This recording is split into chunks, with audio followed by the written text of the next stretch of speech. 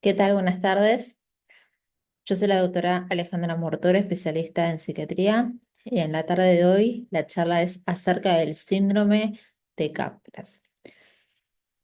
Por lo cual, para su mayor comprensión, la charla se va a dividir en determinadas partes.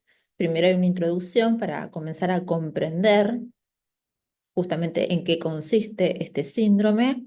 Por otra parte, la definición concreta que se entiende por síndrome de Capgras, los diagnósticos diferenciales, saber cuáles son otros síndromes que tienen síntomas que nos pueden hacer confundir con este síndrome puntual y nos permite poder hacer el diagnóstico preciso, justamente.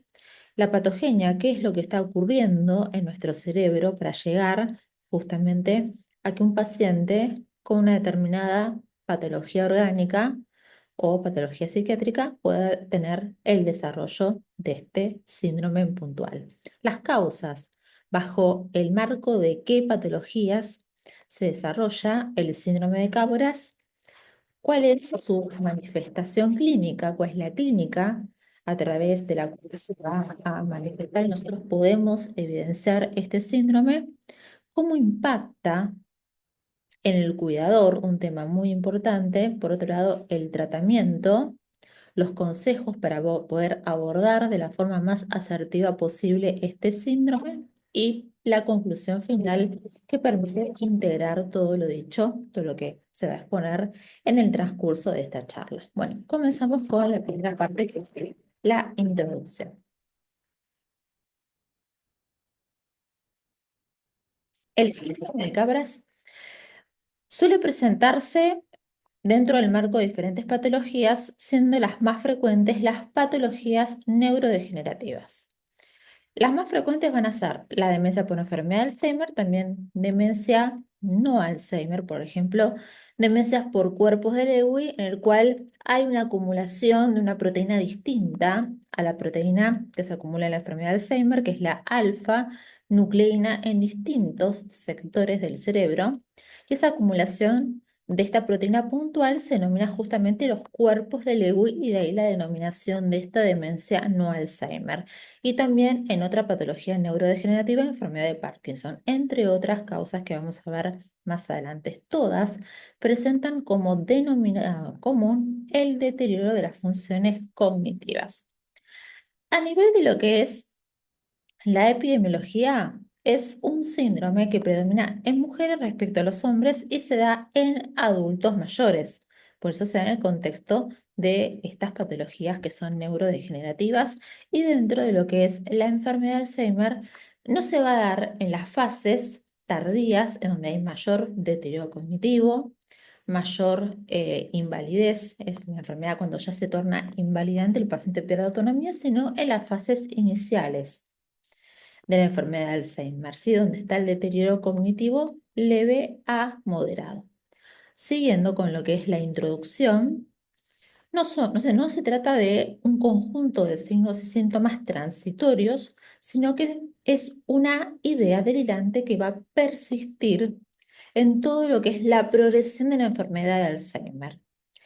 Y una cuestión importante son que se identifican factores desencadenantes de este síndrome. Es importante conocerlos, ya que una vez que identificamos estos factores desencadenantes, el control de los mismos puede prevenir la aparición del síndrome o bien puede que se manifieste, pero de forma mucho más controlada, que sea más fácil de abordar.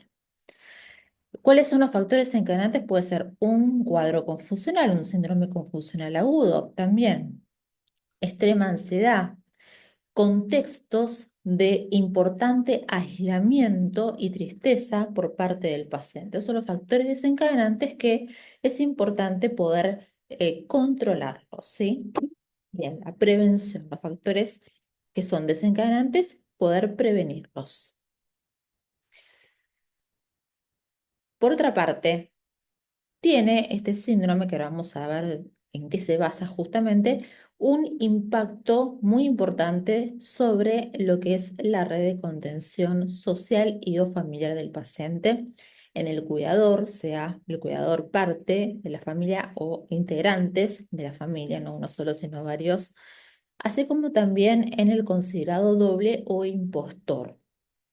Cuidadores externos también, que van a tener un vínculo bastante cercano y emocional con los pacientes del Alzheimer. Y es muy importante poder conocer, tener conocimiento de esta idea, de esta creencia delirante que constituye el síndrome de Capgras, para poder identificarlo y para poder realizar la precoz consulta médica y tener el apoyo del profesional que le va a brindar que les debe brindar la psicoeducación adecuada e informarles en qué se basa este síndrome, en qué consiste, cómo abordarlos, cuáles son las pautas de alarma, cuál es el tratamiento y diferentes consejos para todo lo que es la red social, familiar, los cuidadores y sobre todo el que es considerado por el paciente impostor. ¿M? Que hay aspectos acá importantes que hace referencia a este sujeto que es el impostor, que lo vamos a entender cuando pasemos a la definición, ¿sí? La definición es justamente un síndrome bastante identificable porque consiste en una idea, una creencia delirante bastante puntual. El paciente tiene la creencia irrefutable de que un familiar muy cercano emocionalmente fue sustituido y esa persona no es el familiar, sino que es un doble, que tiene la misma voz, se viste igual, tiene el mismo comportamiento, misma personalidad, pero que no es el familiar que está ligado íntimamente a nivel emocional, sino que se trata de un impostor. Y es completamente irrefutable. La familia, por más que esté mostrándole quizás fotos de algún viaje que compartieron, algún evento familiar, una reunión, o por más que traten de hacerlos orientar que sí se trata de un familiar, no de un doble, dándoles datos precisos que solamente esa persona sabe, la misma idea delirante lo que va a hacer es justamente justificar que este impostor eh, es alguien que es realmente un extraño que investigó y que sabe todos los aspectos más íntimos, no solamente del paciente, sino del núcleo familiar. O sea que es un buen impostor.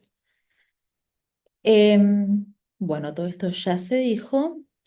Puede ser un impostor percibido por el paciente como bueno o como malo.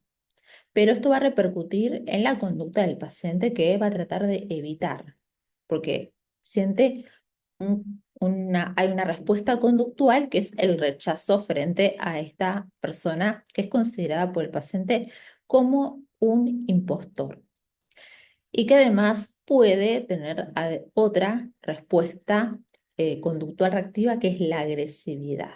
En algunos casos puede ser una agresividad bastante importante, siendo esto más grave en hombres.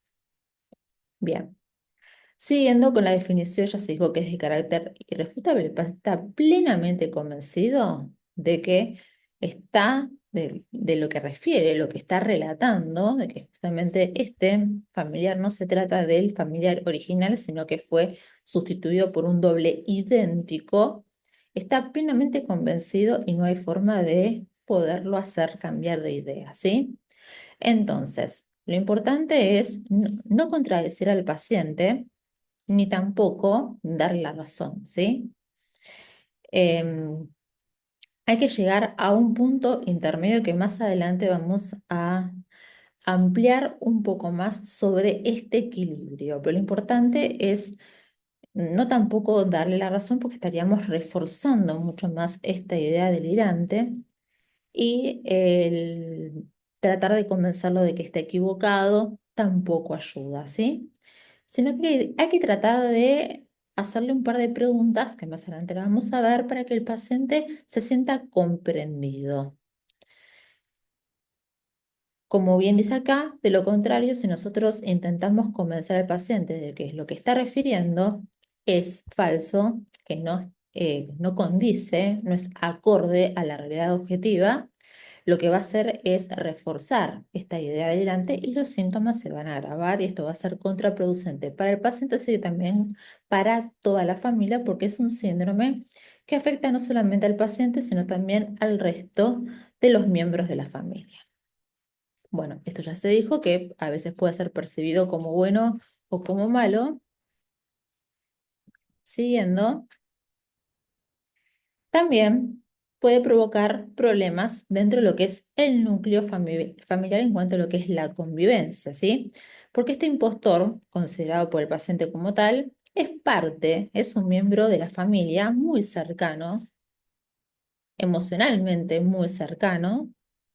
Puede ser la esposa, el esposo, hijo, hija, sobrinos, nietos, pero es alguien muy cercano, ¿sí? No se trata de, por ejemplo, que el impostor sea, que considere el paciente dentro del contexto de este síndrome, que considere como impostor al perro, por ejemplo, a la mascota de la familia. No, es una persona.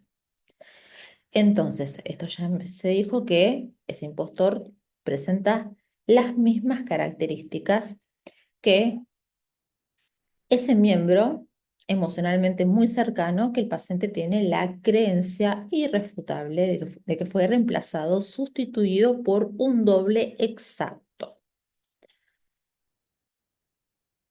Y tampoco, bueno, volviendo al tema, por más que le demos datos, no vamos a convencerlo de lo contrario y también el paciente no llega a terminar de comprender, con lo cual esto aumenta mucho más la desconfianza respecto a lo que él considera el impostor, porque conoce tanto los aspectos más íntimos del núcleo familiar.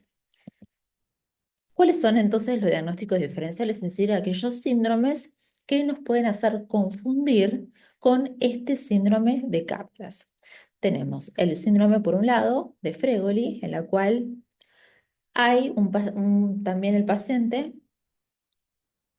va a referir que una persona conocida en este caso no es sustituida y pasa a ocupar el lugar de ese familiar con el cual tiene un lazo emocionalmente fuerte y pasa a ser el impostor, sino que esa persona conocida se disfraza de otra. Entonces adquiere las características de un personaje con este disfraz. La intermetamorfosis es cuando el paciente percibe que hay dos personas, pero que presentan un intercambio en sus personalidades. En este caso, ningún familiar tampoco es sustituido por un impostor o un doble. Los dobles subjetivos es cuando el paciente refiere en su ideación delirante de que tiene un doble, pero que tiene una vida independiente a él, ¿sí? La paramnesia reduplicativa es cuando el paciente presenta un estado de doble conciencia. La conciencia como función psíquica superior es el conocimiento, es el pleno conocimiento que nosotros tenemos de todo lo que acontece en nuestro mundo externo, en nuestro mundo interno, en nuestro mundo psíquico, por eso se habla del triple conocimiento. En esta alteración, en la paramnesia reduplicativa, el paciente presenta un estado de doble conciencia.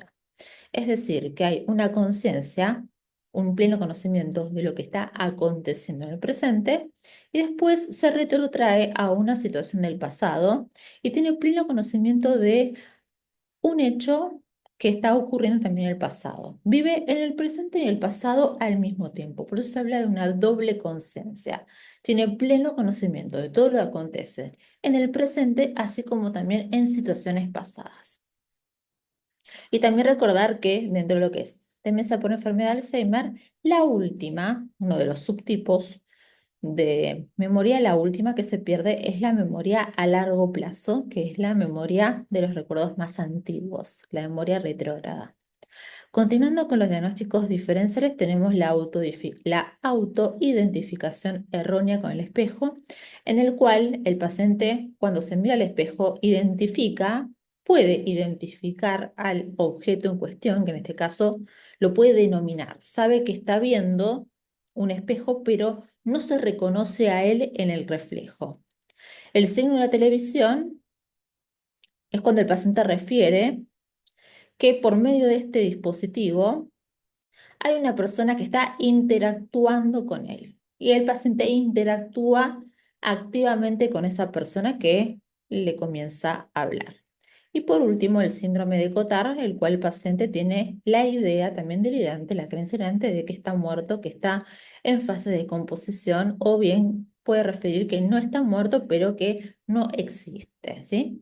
Todos estos son síndromes en los cuales se diferencian del síndrome de Capgras, en el cual no hay una creencia delirante irrefutable de que un familiar emocionalmente cercano fue sustituido por un doble exacto, y ese doble es un impostor, no es perteneciente a la familia.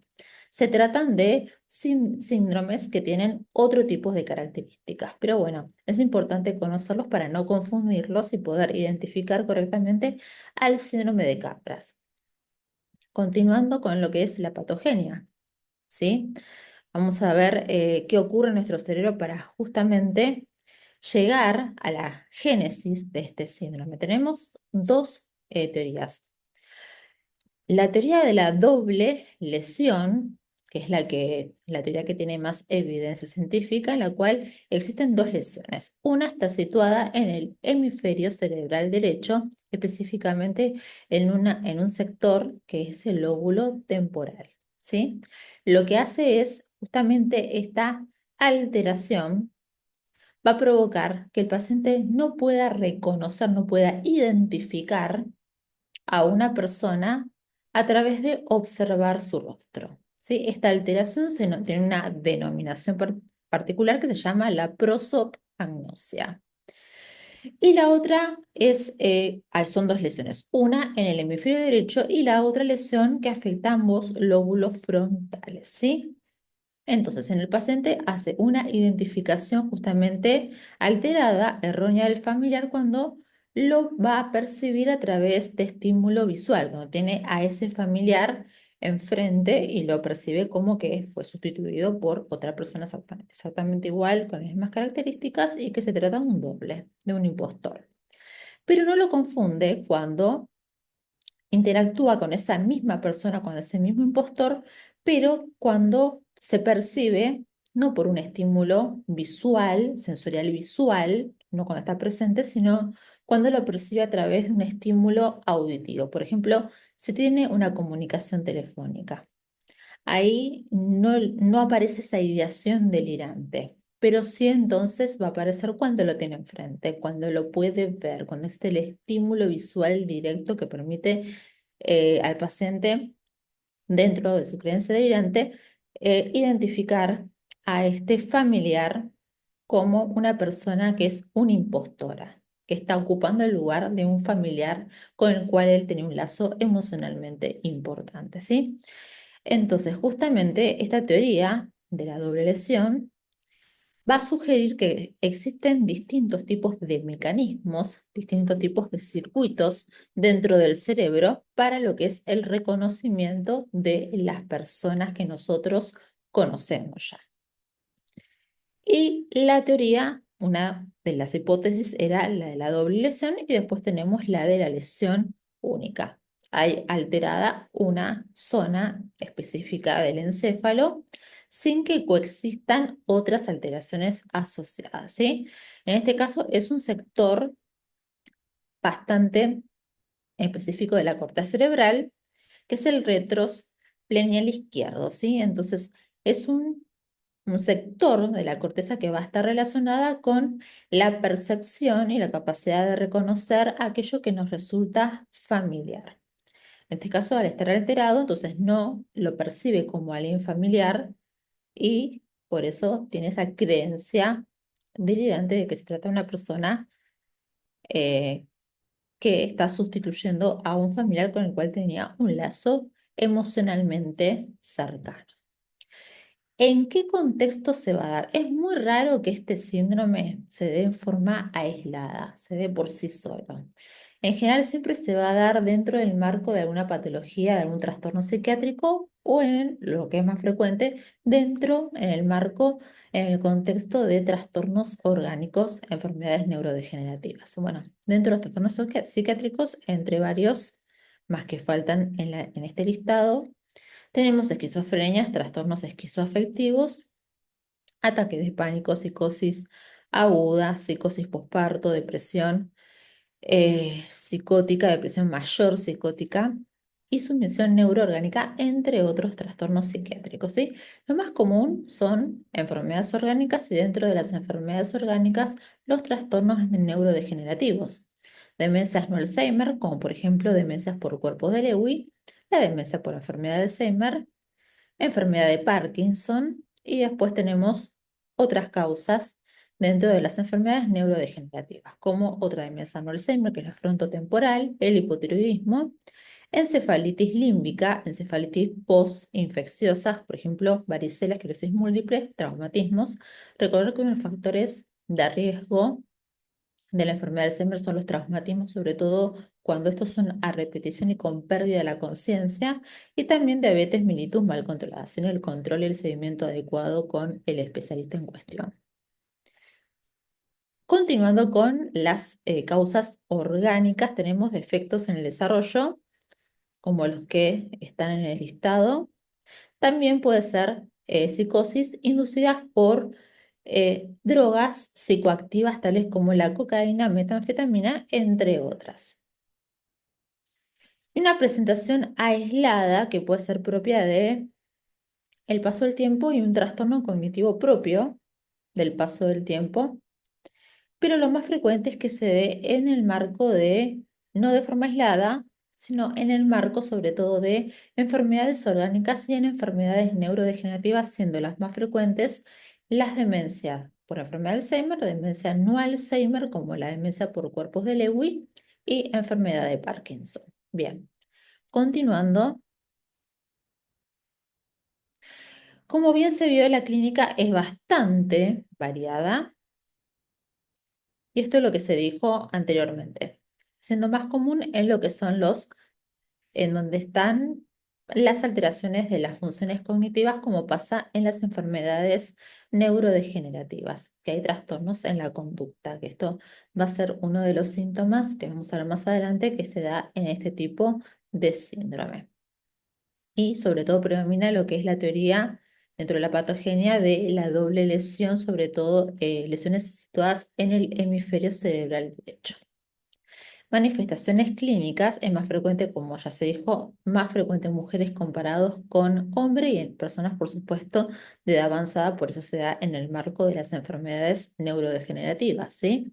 Entonces, en estos pacientes hay un déficit de las funciones cognitivas, sobre todo lo que son fallas mnemónicas, en lo que es la memoria anterior a esa alteración para poder incorporar información adquirida recientemente. También alteraciones en las funciones ejecutivas, que son aquellas funciones cognitivas que nos permiten poder resolver problemas luego de poder realizar, trazar un plan en el cual hay que seguir una serie de pasos y que una vez seguido ese plan, cumplido ese plan, nos permite cumplir con un determinado objetivo, ¿sí? Si queremos, por ejemplo,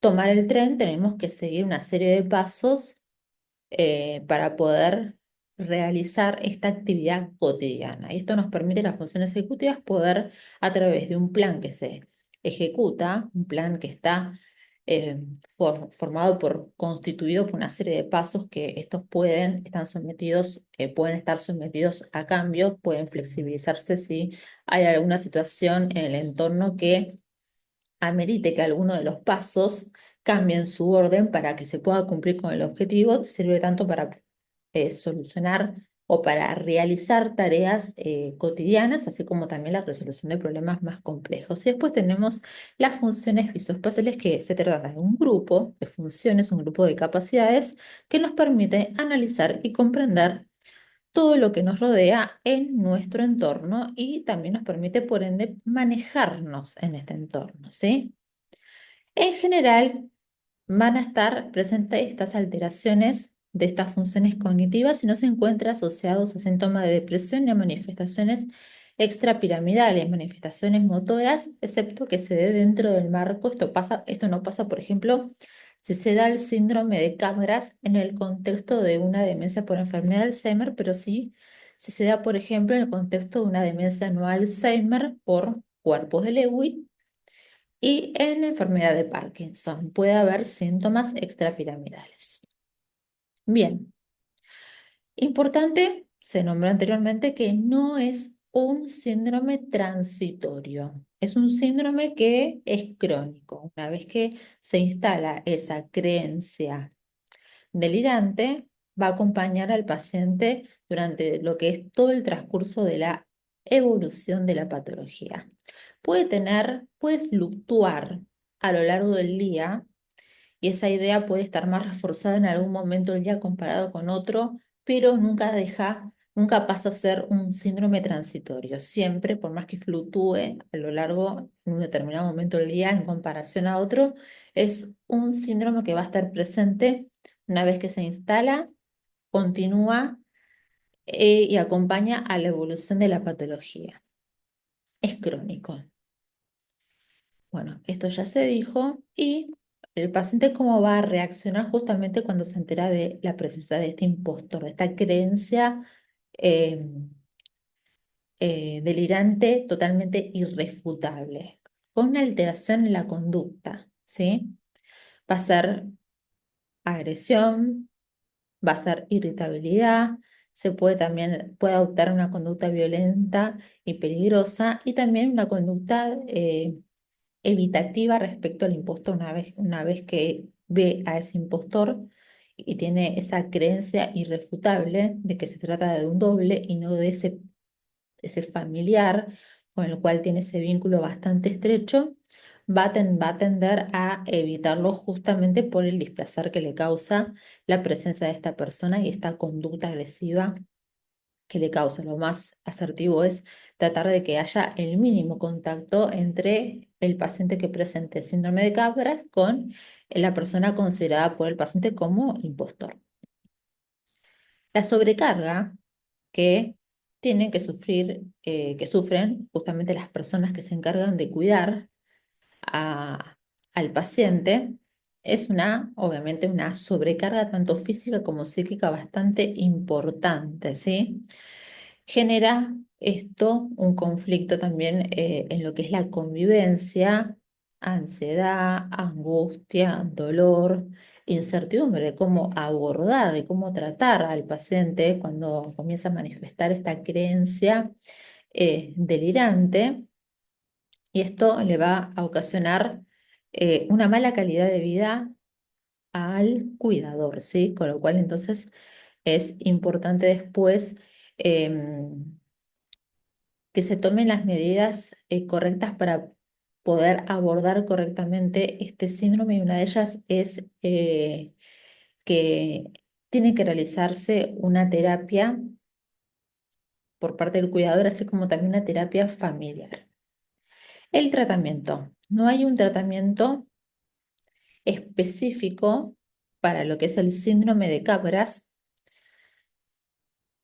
Lo que sí se trata justamente, es importante en primera instancia conocer la existencia de este síndrome, hacer la consulta lo más precoz posible al especialista en cuestión y que psicoeduque correctamente el profesional, tener un buen vínculo con el profesional y que este psicoeduque para que toda la red social y familiar y los cuidadores puedan tener información acerca de qué se trata este síndrome, cuáles son las pautas, los signos de alarma, cuáles son las herramientas que brinda el profesional a toda la familia, los cuidadores, para poder abordarlo de la forma más importante y poder hacer las intervenciones terapéuticas apropiadas en cuanto a lo que es el tratamiento farmacológico, que no va a ser específico para el tratamiento puntual del síndrome para que cese este síndrome, sino que lo que hace es actuar sobre el tratamiento de los síntomas, para tener al paciente controlado en cuanto a la manifestación clínica que ya vimos anteriormente, ¿sí? Otro punto a tener en cuenta que ya lo nombramos es prevención de los factores desencadenantes.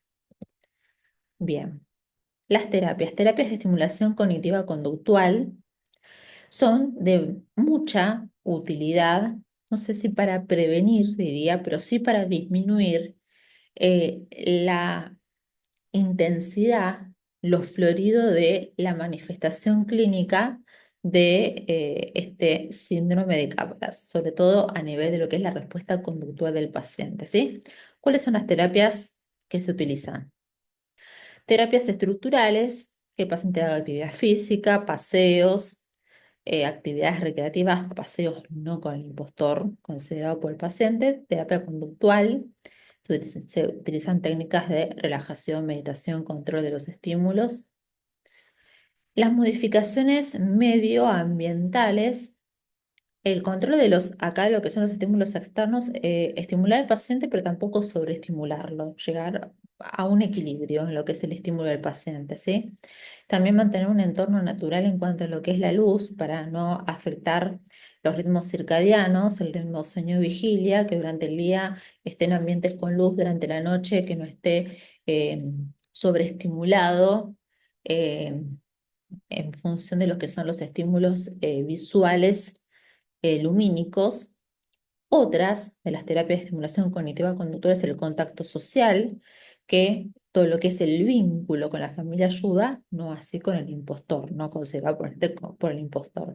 Y por último, la estimulación sensorial, diversas actividades de estimulación por parte de los sentidos externos, así como también terapias de relajación, ¿sí? Por ejemplo, masajes. Bien, tratamiento. Tratamiento para lo que es, recordemos que el síndrome de Capgras no tiene un tratamiento puntual, pero sí lo que se trata es justamente los síntomas y se utiliza para lo que es para la causa, ¿no? ¿En qué marco se va a desarrollar este síndrome de Capgras? Para lo que es las patologías neurodegenerativas, entre las causas orgánicas que vimos, se usan los inhibidores de la acetilcoinesterasa, donepezilo, ribastigmina o galantamina, que lo que justamente va a hacer es evitar la progresión de las diferentes fases, de las fases leves a moderadas, evitar a llegar a las fases que sean estas lo más prolongadas posible para evitar llegar a las fases que son justamente las invalidantes, en que el paciente pierde la autonomía. Y para tratar al delirio puntualmente puede también aparecer alucinaciones, pero para tratar esta creencia delirante de que un familiar con el cual el paciente tiene un vínculo emocional muy importante, piensa que fue sustituido por un doble completamente exacto y lo denomina impostor, que se utiliza antipsicóticos, sobre todo los de segunda generación, los atípicos, como la quetiapina, olanzapina, risperidona, entre otros, aripiprazol y clozapina. Y evitar los antipsicóticos típicos, los de primera generación, porque son los más propensos a producir a largo plazo, sobre todo tratándose de un síndrome, perdón, crónico, para evitar efectos adversos motores como los síntomas extrapiramidales. Consejos para el abordaje del síndrome de Capgras. La familia tiene que estar informada, tiene que tener conocimiento primero de la existencia de este síndrome, que tiene una idea, una creencia delante bastante particular. No sé, es importante este punto, no es un síndrome que tiene que darse sí o que se da sí o sí en el contexto de la demencia por enfermedad de Alzheimer. Puede darse como no, pero bueno, se da con más frecuencia en las enfermedades neurodegenerativas que nombramos anteriormente. Entonces, cuando nosotros detectamos, ya estamos informados y detectamos esta idea delirante que es bastante puntual, lo importante es no contradecir al paciente, tampoco darle la razón, ayuda, pero tratar de empezar a interactuar con él para que se sienta comprendido, ¿no? Preguntarle, por ejemplo, cuando refiere que se trata de un doble, a ver cuál fue, qué es lo que motivó para que pienses esto, qué es lo que te hizo dudar, qué es lo que te hizo sospechar. ¿Hay algo que te da miedo en este momento? ¿Qué es lo que estás viendo en la persona que te parece raro? ¿Qué siente? Para tratar de que se está comprendido y también para que pueda desplegar justamente todo lo que es esta creencia de ella y podamos comprender de que realmente se trata de este síndrome, ¿sí? Nunca contradecirlo, nunca decirle que se encuentra equivocado porque lo que va a hacer es agravar todos los síntomas a través de los cuales se manifiesta el síndrome que estamos hablando en el contexto de esta charla. Bien, la ayuda profesional lo que va a permitir justamente es hacer el diagnóstico, por supuesto, del síndrome, poder detectar las manifestaciones clínicas, cómo se manifiesta clínicamente. Esto va a ayudar a poder determinar en qué marco, cuál es la causa, cuál es entonces el trastorno orgánico o los trastornos psicóticos en el cual se encuentra, en el contexto en el cual se encuentra este síndrome. Recordemos que es bastante raro, es infrecuente que este síndrome se presente de forma aislada. Y una parte importante es el papel del impostor, ¿no? Toda la angustia que también siente el impostor, que es un familiar emocionalmente cercano, que el paciente lo refiere como que es alguien que no pertenece justamente a su familia y que lo considera una persona que está sustituyendo a una persona querida, que le está robando totalmente la identidad y es un doble, es un impostor, es una persona ajena a su familia. Entonces es importante también hacer una terapia con el impostor y que no que comprenda de qué se trata justamente el síndrome para que no se sienta culpable ni tampoco considerado autopercibirse como el causal del síndrome, que esto es una patología justamente, es también un síndrome que sea en el contexto de una patología, que comprenda eso, no tiene que sentirse ofendido desde el plano personal. No hizo absolutamente nada, ni el paciente tampoco tiene la culpa, no hay un culpable, simplemente es un síndrome que el impostor, bueno, puede ser cualquier miembro de la familia y que bueno, mantener que comprenda la situación, sea comprensible con el paciente, tolerante con esta situación, que es bastante frustrante y también bastante angustiante para la persona considerada como impostora y que bueno, también comprenda que lo mejor es que haya la menor interacción posible, ya que cuanto mayor interacción hay, más conducta reactiva, agresiva puede haber por parte del paciente, ¿sí? También es psicoeducar a otros miembros de la familia, por ejemplo, a los niños, con la mayor amabilidad posible, porque quizás el impostor sea el padre de los niños, de los nietos, del paciente, y no entiende por qué el abuelo o la abuela no quiere tener contacto con su padre o que tenga una actitud rara con su padre, que lo considere como extraño. Entonces, bueno, explicarles con la mayor amabilidad posible, haciendo pequeñas intervenciones. eh, Decirles que, bueno, en este caso el paciente está con una enfermedad que a veces va a presentar confusión y bueno, por eso se comporta de esta determinada manera. Como que tratar de explicarles de qué se trata lo que está padeciendo el paciente, pero de la forma más amable posible. De esta manera lo estamos informando, pero tampoco los estamos asustando con una información extra que termina siendo contraproducente para los niños. No hay que adecuar, obviamente, la información que le estamos dando con el nivel de comprensión del niño. Siguiendo, otro contexto, otro consejo, pero más para el abordaje.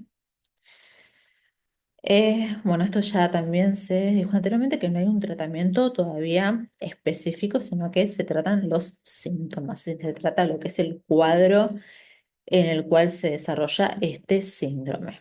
Como conclusiones, esto es más o menos un resumen de toda la charla en general. El síndrome de Capgras puede presentarse dentro del marco de enfermedades neurodegenerativas, así como también en Daño específico, sobre todo del hemisferio cerebral derecho. Recordar dentro de la patogenia la teoría de la doble lesión, que es la más aceptada, es la que más evidencia científica se obtuvo. Es poco frecuente, no es un síndrome que se va a encontrar que predomine, que tenga una alta prevalencia dentro de lo que es la demencia por enfermedad del Alzheimer, por ejemplo. Es poco frecuente, pero puede aparecer, con lo cual es importante saber de su existencia y de qué se trata. Y es raro que se manifieste de forma aislada, de que el paciente no presente ninguna patología y desarrolle este síndrome, sino que se da en el contexto de las